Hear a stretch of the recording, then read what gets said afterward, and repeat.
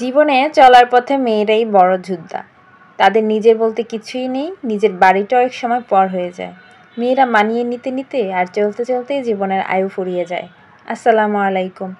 ছাদে চলে এসেছি মায়ের হাতে লাগানো গাছ থেকে লেবু পাতা, তারপর চাশনি পাতা আর কিছু পুঁইশাকের পাতা নেওয়ার জন্য। আমার মা কাটছিল, আমি পাশে থেকে ভিডিও করছি। এখন থেকে নাকি পেজে বড় ভিডিও দিতে হবে, সে কারণে আজকে বড় ভিডিওটা আপনাদের জন্য তৈরি করেছি। এই তো পুঁইশাক নেওয়া হলো। এখন আকাশটা মেঘাচ্ছন্ন। এই আকাশটা আমার খুব বেশি ভালো লাগে, পরিবেশটা খুব সুন্দর না? তো যাই হোক, এখন নিচে চলে যাব। নিচে আসার পর পুঁইশাক পাতাগুলো বেছে নিয়েছি, ধুয়ে নিয়েছি। আমার মায়ের হাতে এগুলো রান্না হবে।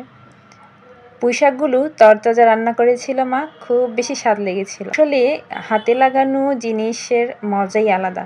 তো পুঁইশাক পাতা কিছুটা চিংড়ি দিয়ে ঝোল করা হয়েছিল আর কিছুটা ভাজি, দুইটাই খুব স্বাদ হয়েছিল মাশাআল্লাহ। এদিকে ভিডিওটা চলতে চলতে আপনাদের সাথে কিছু কথা বলি পেজ সম্পর্কে। আমার পেজে যখন জয়েন করি, মানে পেজের চ্যানেলটা খুলি, তখন দেশে ক্রান্তিকাল চলছিল। বুঝতে পেরেছেন কিসের কথা বলছি? দেশে তখন নেট ছিল না, তখন কিন্তু পেজটা ডাউন হয়ে যায়। শুধু আমার না, অনেক আপুরই হয়ে যায়। যাই হোক, তখন একটা হতাশা চলে আসে। দেন যখন দেশের অবস্থা খুব ভালো হয়, তখন আবার শুরু করি পেজের কাজ। দেখলাম যে পেজটা মোটামুটি গ্রো করছে, তখন আবার কাজ শুরু করি।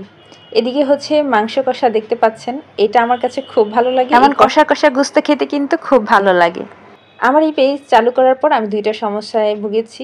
একটা ইস্যু এসেছিল, আর একটা আমার পেজে আমি যখন ভিডিও আপলোড করি তখন ভিডিও শো করতো না। এটা নিয়ে আমি স্ট্যাটাস দিয়েছি।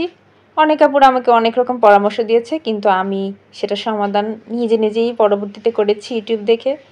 আমি আপনাদেরকে বলবো, যাদের ভিডিও আপলোড হয় না তারা দয়া করে একটু এবি টেস্ট যে অপশনটা আছে, এটা একটু চেক করবেন।